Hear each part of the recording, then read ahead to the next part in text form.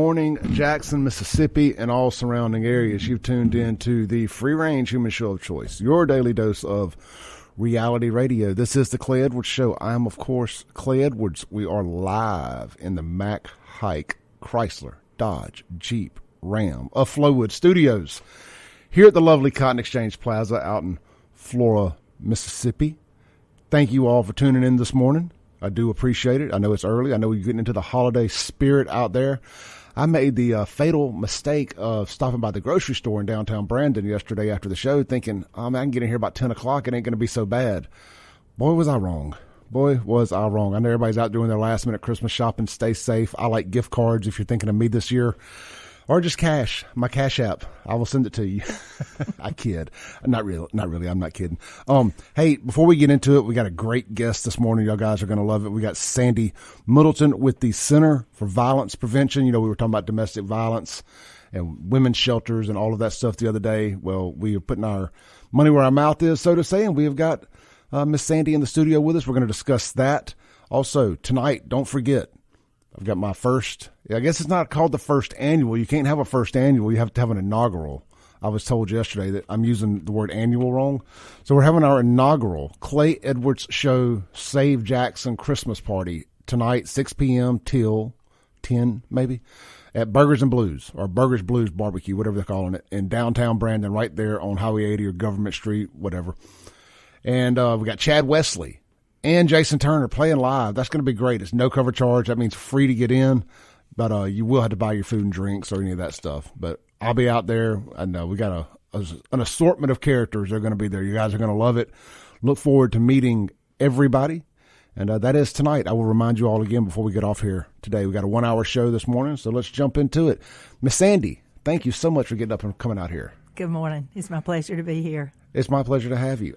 So I want to make sure I say thank you to Sean McDaniels for getting us in touch with each other. Yeah, Capitol Police's very own. And down there doing the Lord's work, saving Jackson. Yep. Literally. So, well, look, we were talking the other day on the show. One of our callers called in, and I briefed you a little off air. And we just kind of went down this rabbit hole about domestic violence and lack of women's shelters, or what feels like a lack of women's shelters. Right. And it came to my attention 5-6 years ago, maybe a little longer now. But I had a friend who was being abused badly, and she just had a child with somebody. She didn't have family. She didn't have anywhere to go. And I remember her telling me she had gone to a women's shelter. So maybe go back a little further. By the time I became friends with her, she was a little removed from this, but she had gone through this about a year earlier. Right. And we ended up helping her at the dealership I was working at the time. We helped her raise a bunch of donations to make like happy bags for the girls that were in the women's shelters. Yeah, that's you know, great. just with just your stuff you need, what socks, underwear, Right. Toiletries, stuff of that nature. So it always stuck in the back of my mind about remembering what she told me about lack of places for these people. But this is where you guys kind of step in, right? Y'all run, how many shelters have y'all got in place? Just kind of tell people what's going on here.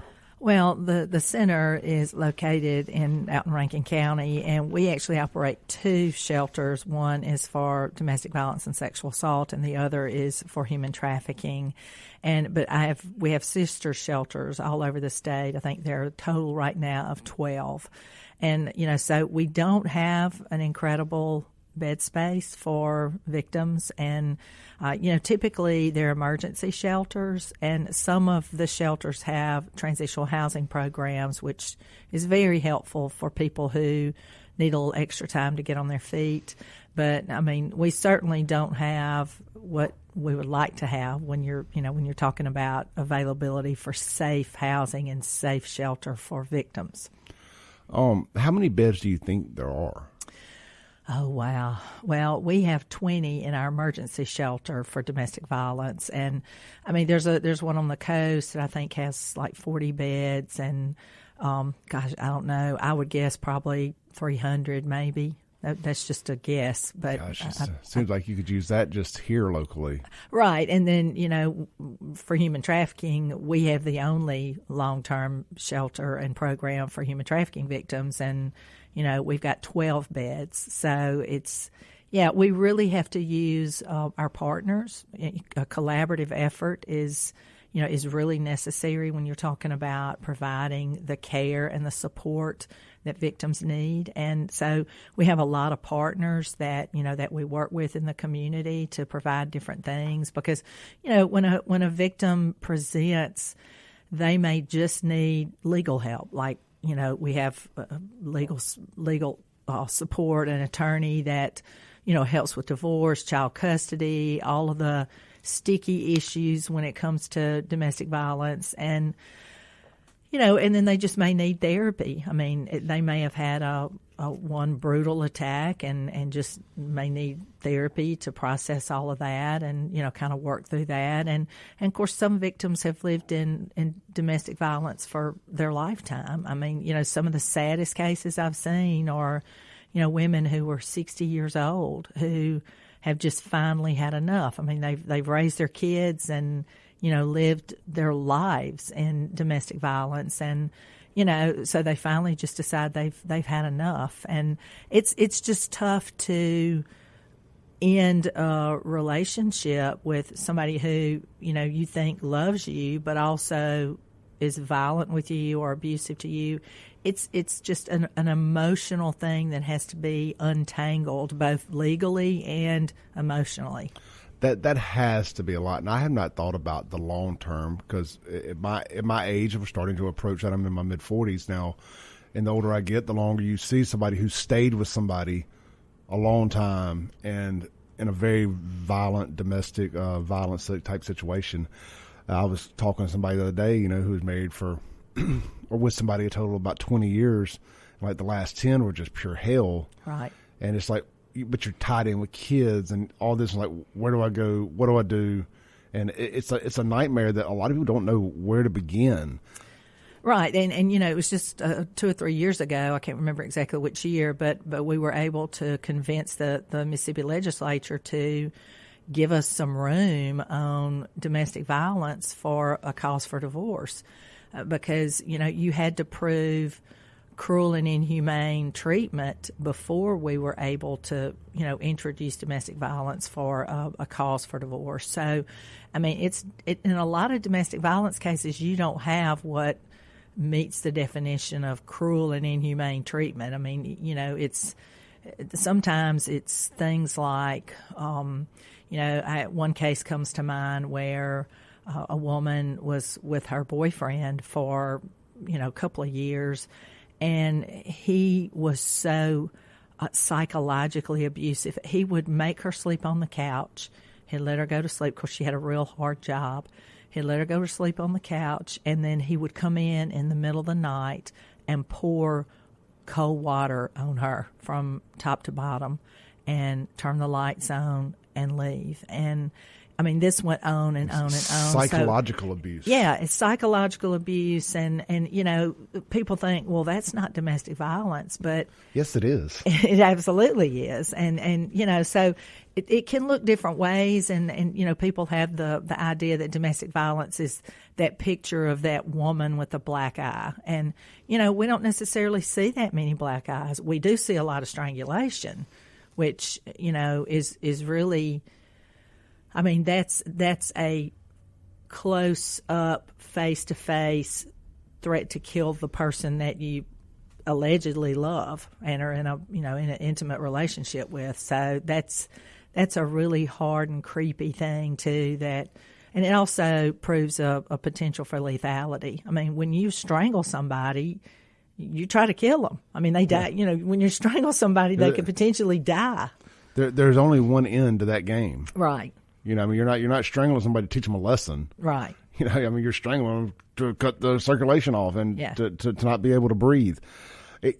Going back to the psychological abuse and the emotional abuse, that's got to be a huge part of this that a lot of people, they don't see, or maybe they don't take it serious because it's not the black eye. Right. And it's usually a kind of a cascading snowball effect of it starts with something little then it rolls and rolls and rolls. Next thing you know, you're sleeping on the couch having cold water poured on you like you're in a North Korean POW camp. Exactly. That's what comes to mind. I mean, that's what we do. That's what we've seen done to our military people who were in prison, is just that really deep psychological torture. I mean, it's really more than abuse. It's torture. But it leaves no marks.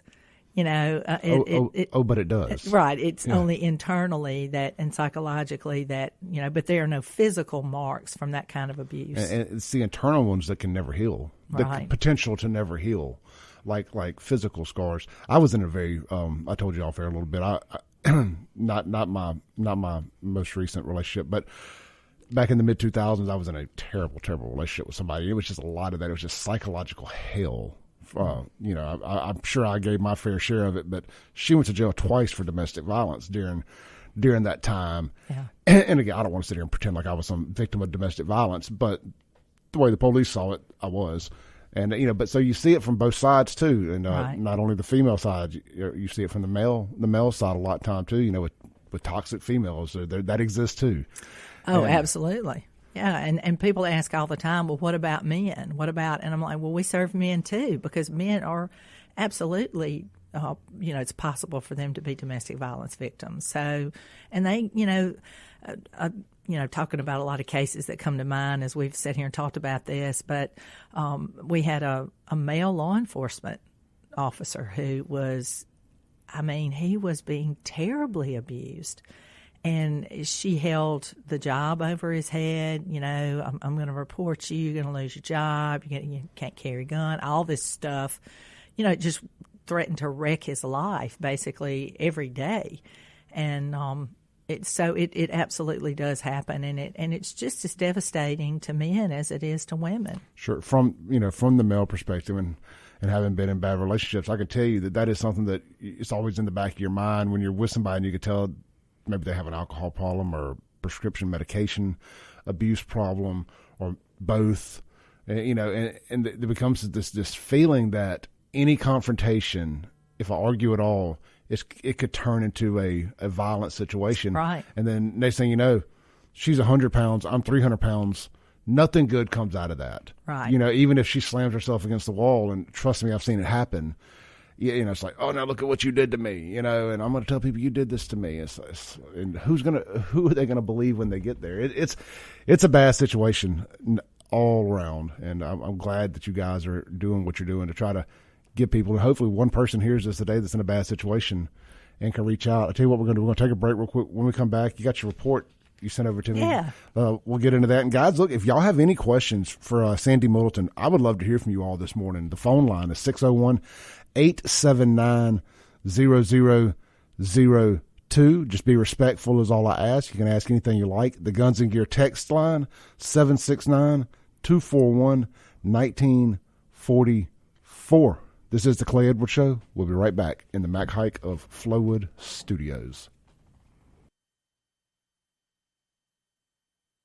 Breaking rules when necessary. Y'all know that's what we do around here. Still don't know exactly what that means, but that's what we do. This is the Clay Edwards Show. We are live in the Mac Haik Chrysler Dodge Jeep Ram of Flowood Studios. This segment is going to be brought to you by Acme Pizza and Daiquiris. Open daily, 4 p.m. right there at Fannin Mart on the Res. They got their Wheel of Flavor. That is up to three of their specialty pizzas piled onto one pie. And maybe you just want two specialty pizzas piled on it. It's yours. Build it however you like. I went the other night and got the Wheel of Flavor, got the Buffalo, the Supreme, and the Pig piled on it. The Pig was the main event. The others were not bad at all. I could have eaten a whole pizza of them too. But I will be getting the Pig again. I recommend you doing the same thing. They're open daily at 4 p.m. right there at Fannin Mart on the Res. And, of course, they were available on all major food delivery apps, including Take a Break Deliveries, which I used last night for something. So, good stuff. Check it out. Let them know you heard it on the Clay Edwards Show.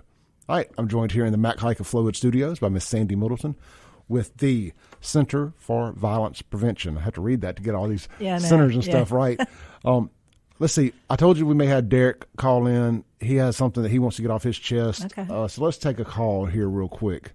Hey, Derek, thank you for staying on hold. You're on the air with Miss Sandy. Hey, I promise to be respectful with my question, Clay. I just want to get a disclaimer, okay? Oh, I know you will. Ma'am, my only problem with programs like yours is when a man is falsely accused of abuse, there's no type of system of checks and balances, which he'll get put out of his home, have trouble going to his job, leads to financial ruin, just like it did with the Johnny Depp and Amber Heard situation, and the woman gets away with impunity.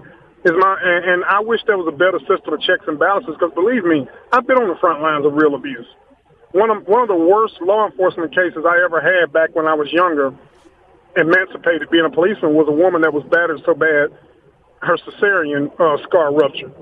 Wow. So I get it, I really do. But there are a lot of innocent men that are harmed every day on baseless claims, and programs like United Way, which I do not support anymore, go out of their way to destroy that man financially, and he was innocent the whole time.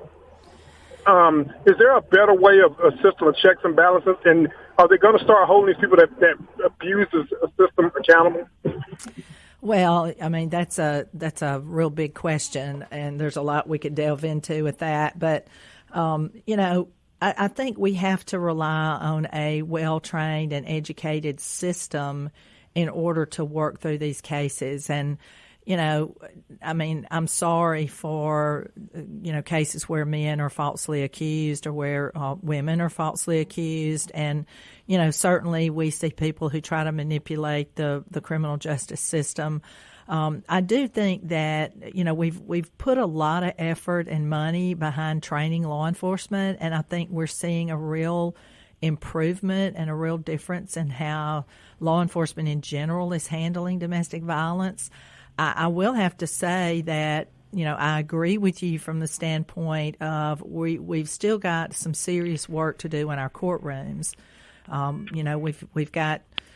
We've got judges and prosecutors who don't really understand domestic violence, and so they really just want it to, go away, and so things get dismissed, and then police have to go back in these incidents and put their lives at risk, and so I can agree with you from the standpoint of it's a very complex issue, and it definitely can ruin people's lives, and that's. Just one more quick question. Have you seen cases where, say, the woman is on some type of psych meds for like anxiety and depression, and we all know what not taking those medicines properly can cause on a person's behavior? Yeah. Are those things ever taken into consideration too? Well, and again, I'm not going to answer for the criminal justice system because I don't have the power to do that. I mean, all we do is just try to use our influence when, we're working with our clients. And, but I think that domestic violence is based in power and control. And I think that, people make a decision to behave a certain way. And I personally believe in accountability. Everybody has to be accountable. And that gets used a lot of times where people say, well, he's got this mental disorder or that mental disorder. And so that person just gets to be an abuser because, they wear this tag of some kind of mental health diagnosis. And I don't believe that that's the right thing to do. I mean, I believe that everybody has to be accountable for their choices and their actions, and just to repeat again that, I'm with you from the standpoint of this being a very, very difficult and complex issue to sort out, and that's why it's important for everybody who's in the mix to be well trained and to really understand the issue. Yep, Derek, thank you, brother. Thank you. And I think just to clear up too there, the side of this you're on is more so the front line of getting the victim immediate assistance that's clearly not pretending to have been in a domestic situation. That's probably more on the law enforcement front line thing there, somebody maybe lying or whatever the case may be. We got another call here. Okay. Hey, caller, you're on there. Good morning. Hey, good morning. I was a victim of psychological abuse for years in my marriage, and offered my ex no fault divorce, everything I could possibly do.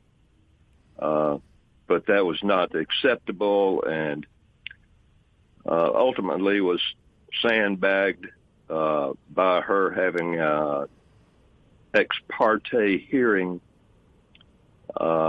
which, you know, I did not know anything about and was not allowed to be there. I was put out of my home. However, ultimately, I am a happily divorced man 20 odd years later. But I do not go along with the ex parte hearing, where one person with no history of any type of violence or abuse can be railroaded like that with no representation. Yeah, I mean, the standard for, and you're talking about an ex parte protection order, and the standard for that is that a victim has to prove they are in fear of imminent harm or danger. And so, again, it kind of goes back to the court system and how, how they apply that rule. And so, we use protection orders when we believe that a victim, whether it's male or female, when their lives are in danger. And that's a really good tool that has protected a lot of women and children and, provided some time for people to gather their belongings and relocate and that sort of thing. So, but I'm sorry for that, and we certainly will be happy to offer you therapy or whatever we can do to support you in your recovery. Hey, brother, thank you for the call this morning. We appreciate it. Sir. Uh-huh. Yeah, a lot like, I'm going to make a strange comparison here. Okay. A lot like a gun can save lives, it can also end innocent lives. Yeah. People are going to take advantage of programs and whatnot in place, and while that program can help save some people's life, there's going to be people that abuse it too, unfortunately. Right. As with anything in life, if you abuse it, it's going to have negative side effects. That's right. So, all right, look, let's take a break real quick. This is the Clay Edwards Show. I'm joined in studio this morning by Sandy Middleton. She's the executive director of the Center for Violence Prevention. We got a couple things that we want to discuss this morning. I want to discuss law enforcement training, and I want to discuss, the criminal justice side of things, where maybe it's a bit of a good old boys network kind of deal. And I think that's really important to get out there too. This is the Clay Edwards Show. We'll be right back live in the Mac Haik of Flowood Studios. Breaking rules when necessary. Welcome back into the Clay Edwards Show. Hey, real quick, you may be asking yourself, what am I going to eat for lunch today? I know you ain't cooking lunch. You're out there doing your last-minute Christmas shopping. You may be shopping for lunch, for Christmas lunch, but you ain't cooking it today. I was in the grocery store yesterday. I know. Hey, look, if you're in the Madison County area out north near 463 and Highway 22, the town of Livingston, the restaurant of it, the Gathering out at the town of Livingston. Guys, it's Wednesday. It's a world-famous fried pork chop day. Need I say more? Need I say more? Fried pork chop, plate lunch at the Gathering out there at the town of Livingston. Hey, also, you can do a little bit of a last-minute stocking stuffing Christmas shopping. Is that a word? Absolutely. It's a great place. Stocking stuffing Christmas shopping. Right. If you buy a $100 gift card, you're getting a $25 one back for yourself, or an extra gift card. Maybe you have a kid you love more than the other kid. Give one the $100 one. Give one the $25 one. My sister has experienced that. My mother loves me the most, so I would get the $100 one. My sister would get the $25 one. At least that's what she would have you believe. And you can make all those Christmas dreams and plate lunch dreams come true today out there at the Gathering at the town of Livingston. Fried pork chop Wednesday. Make it happen, guys. Make it happen. All right. I am joined in the studio this morning by Miss Sandy Middleton with the Center for Violence Prevention. And, man, we're getting a lot of texts and a lot of messages from people. They're enjoying hearing both sides of it. Good. And that abuse does happen to the male also. May not be the physical side, but the mental and psychological abuse and all of that. And so a couple of things I wanted to hit that we talked about is the law enforcement training. Right. And it's really stepped up for them to analyze kind of what's going on the scene. Right. And be able to make a better judgment call. Hugely important, yes. And so, I mean, we've got partnerships with so many great law enforcement agencies across the state that we work with all the time. And, for a long time, the attitude of law enforcement was, they'd go to a domestic violence scene and they'd be like, well, I'm arresting you both and we'll let the judge figure it out. Well, the judge can't figure it. He doesn't have the information that a responding law enforcement officer has on the scene. And, so there's been so much great work, and I feel like we've raised up like a new generation of investigators and law enforcement where they really get it. And I want to say something real quick. That is also, I mean, every officer's told me this. That's also the call they hate to go on the most, and that's we lost 2 in Bay St. Louis over the weekend. There was and the word domestic, people always assume that just means man versus woman, and that's pretty much just anything in home. It could be it could be child abuse too. That is domestic violence as well. A parent beating a child, stuff of that nature. I'm getting a little down a rabbit hole here, but the training for those domestic violence calls has got to be so important for every aspect. It is, and like I said, they're first responders, and then a lot of times, it's not necessarily just investigators, but it's also patrol. And so for a long time, we didn't train patrol about domestic violence incidents, and we know that they're the most dangerous for law enforcement. And then we also know that domestic violence incidents, they always get worse, they always get more violent. And then on the flip side, if our law enforcement personnel aren't trained appropriately, they become more relaxed every time they go to that same location, because they think, oh, it's Johnny and Annie fighting again, and I've been here 1,000 times. What a great point. And if they don't understand that the violence is going to get worse, and their attitude is not what it should be, to know that every time they go up those stairs, their lives are in more danger because they're interfering with the abuser demonstrating power and control over their intimate partner. So, that's why, it's the most dangerous call for law enforcement. Then you see, on the flip side of that is the abused defends the abuser when they're taking them to jail, and sometimes they'll attack the law enforcement. Absolutely, yeah. It is wild. And of course, now we know that most good, well-trained law enforcement jurisdictions, they send two cars. If it's a domestic, then they know that we're not sending one person in this mess, because somebody's got to pull the victim aside. Try to get them separated. Right, separate them, because, the offender is going to be giving threatening looks. We see it happen in courts all the time, where there's that glare, there's that look. You remember how your mom used to look at you from the choir loft when you were talking in church. I mean, those looks mean a lot in an intimate relationship. That's, it can be very threatening and very coercive. So, all of that comes into play. And then we talked a little bit earlier, you and I did before this, about the lethality assessment protocol that we're implementing, and how powerful it is for all parties involved to be able to, on the scene, ask some questions and identify. And this is an evidence-based tool that we're using, but these questions can identify the likely lethality of an offender. And so that helps keep everybody safe. It's also a document that we can use in court. DAs, prosecutors, city prosecutors, whatever, can use in court to say, here's where he scored out on all of the lethality assessment questions. We believe this offender is particularly dangerous, not only to the victim or other people in the home, but to law enforcement and also to society. I mean, how many third-party people have been wounded and killed who got in the middle of a domestic violence incident? So, all of that is huge when you're talking about law enforcement responding to the scene and understanding what's going on, and understanding why victims act like they do, and then the court thing. We just got to figure out how to move forward with these cases if a victim is afraid to get on the stand and say, my husband did this, and this. I mean, we got to figure out how to still hold those offenders accountable.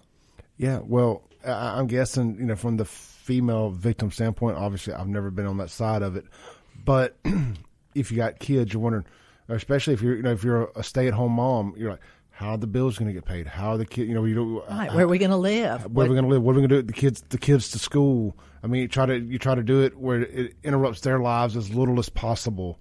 But if mama gets killed or daddy goes to jail, Yep. Or both, then what? I mean, so it's like short-term loss, long-term gain, trying to make people realize, hit the eject button, while you still can. Well, and talking about law enforcement too, that's one of the most powerful things that a victim can experience is for that responding law enforcement officer to say, you're a victim, you don't deserve this, I'm going to offer you some support. And then, along with the lethality assessment, law enforcement can actually call the center and put that victim on the phone with us right then.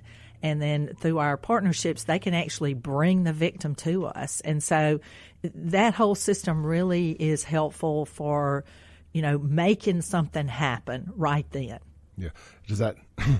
Does that get them brought to the super top secret domestic violence center in Rankin County? Yeah, that's it. It's like, guys, I asked her about it. I asked about the super duper top secret place in Rankin County, and she said it does not exist, but that is, of course, what somebody would say that was trying to keep the Batcave secret. Right. So, yeah, it's hopefully confidential, our location, for safety of victims. But absolutely, and I kid because y'all do a great job at it. Thank you. So let's take a call. We've got Miss Sylvia on the line here. Hey, Sylvia, you're on there. Good morning, everyone. Good morning. You asked part of what I wanted to ask about. You talked about Clay. I wanted to know, okay, once the female or the male is out of the relationship, leaves the home, right, what happens to the children? What usually, do they come with their children to the shelter, or what happens to the kids? Yes. Because I'm sure people stay together because of children, are afraid, like Clay was saying, how am I going to make ends meet, that type of thing. What usually happens to the children? Yes. That's what my question is. The children come with the victim most of the time because, especially if law enforcement's involved and somebody goes to jail, the offender goes to jail, then, and that's another great thing that we have is that, with that connection that we have with law enforcement, we know what's going to happen, like when the offender's going to be turned loose or, so a lot of times we'll see a victim stay in the home with with their children until that, that offender is released. And at that point they know, okay, I've got to make a decision. I'm either going to stay here, I'm going to go into shelter, I'm going to do something different. So yes, the children are hugely, they're our babies. We got to take care of them, right? So separating the children from their parents. And how long do you get to stay in the shelter? Well, we have a 30-day emergency shelter, but we also have transitional housing where, people can get on their feet. And then we also have, very competent attorneys who can get these things in front of a judge to be able to get emergency custody for children, which is also important because it keeps... It eliminates that manipulation of the chancery court system, and, we find that to be very helpful, too. Right, Miss Totally Sylvia, awesome. Thank you. Thank you. I got a text here kind of to that point on the Guns and Gear text line, 769-241-1944, if y'all want to chime in. This is from Roger. It says, a lot of people try to live by the stay together for the kids lifestyle, but in all reality, you could be doing more damage to your kids by keeping them in a toxic relationship. And, absolutely. Fact. No doubt about it. Again, I use a phrase a lot in my life called short-term loss for long-term gain. Yeah. Short-term discomfort for long-term comfort, whether it's getting out of a bad relationship, changing jobs, starting working out, whatever it is, a diet. It's very profound, anything. And it's very true. But yes, it's, what we know is that if children are kept in an abusive home, then they grow up to think that this is the way it's supposed to be, and so the cycle of intergenerational violence continues. And so at some point, and we see that with sexual assault too. We see it with incest. We see it with sex crimes and whatnot in the homes. But it's somebody's got to be brave enough and have enough courage to step up and say this stops here. All right. Let's stop on that point. Go to a break real quick. When we come back, I got a few questions I want to land the plane with. I know a lot of people are asking about how to get counseling, how to get help. We get all your contact information and everything out there. As soon as we come back, this is the Clay Edwards Show. We are live in the Mac Haik of Flowood Studios on 103.9 WYAB.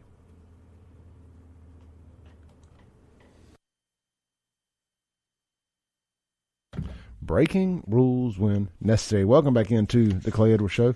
Hey, real quick, if you guys are out doing some last-minute car shopping, come see me out at Ellis Autoplex right there on Highway 471 in Brandon. You can shop us online at ellisautoplex.com. And, hey, look, if you're looking to sell your vehicle, we buy them too. We'll cut you a check on the spot for fair market value. So get out there and see me. We got a ton of used Ford trucks in particular right now. Price ranges vary, but some really nice trucks. They've all been through the shop, good to go. I think they will make a great last-minute gift for you or the loved one in your life. EllisAutoplex.com, Rankin County's hometown dealership. All right, we're joined here live in the Mac Haik of Flowood Studios by Miss Sandy Middleton. She's the executive director for the Center for Violence Prevention. Sandy, I've had a couple texts, people asking about from the male perspective about the counseling stuff. Mm-hmm. How can they reach out? What are the availabilities of that? If we've got a female or anybody that feels like they got to get out of a situation, it's time to hit the eject button. How do people get in touch with you guys? They can call our crisis line, which is 932-4198. We also are we're out there in a big way in social media. I mean, we have people that, reach out to us on Facebook and all the different social media platforms. So we're really easy to contact. It's mscvp.org is our website, and all of our handles it's MSC 4VP. So it's hashtag MSC 4VP. So what happens is, once they make contact with us, and we answer our crisis line all the time, 24/7, Christmas Day, New Year's, whatever. We've got trained professional staff answering that phone, and that's the first step is reaching out for help. And so then they'll do kind of an informational call. We'll just get some background, kind of an assessment, right? Just kind of an informal assessment and get some information from you, and then we'll determine at that point which path we want to put you on, or we think you want to go down. And it may be some of our groups, it may be individual therapy, which we have licensed therapists there on site, on staff. And so we'll help you figure out what you need, and we'll help you recover. So we'd be happy to take your calls. That is good stuff. Sandy, I appreciate you. So you hear a lot about got about 2 minutes left here. You hear a lot about like marriage counseling and stuff. Do you see that once a situation has reached that level of violence and stuff, do you ever see counseling work things out between people like this, or is it really just best to get people separated? And once an abuser, always an abuser? Well, we run a domestic violence intervention program where we help offenders stop being offenders, and it's an evidence-based program that really works. But it's just like people have to want to change. So you can put them in the best intervention program in the world, and if they don't want to do something different, they're not going to. No different than an addict. But we are absolutely opposed to marriage counseling because it's just another platform for an offender to demonstrate power and control, blame everything on the victim. We just never see counseling, marriage counseling, church counseling, and all of that work. It just always re-victimizes the victim. Thank you.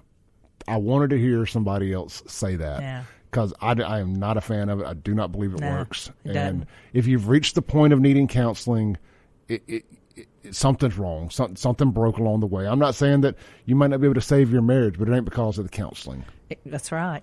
It's because love and God intervened and all night. It ain't because of the counseling. All right, guys. Sandy, thank you so much. Thank you. Tonight, Burgers and Blues, downtown Brandon, first inaugural Clay Edwards Show Christmas party, 6 p.m. till 10 p.m. Chad Wesley, Jason Turner playing live. Free to get in. Podcast will be available here shortly. Jim Thorne is up next. I will see y'all tomorrow morning right here, same time, same place, ClayEdwardsShow.com.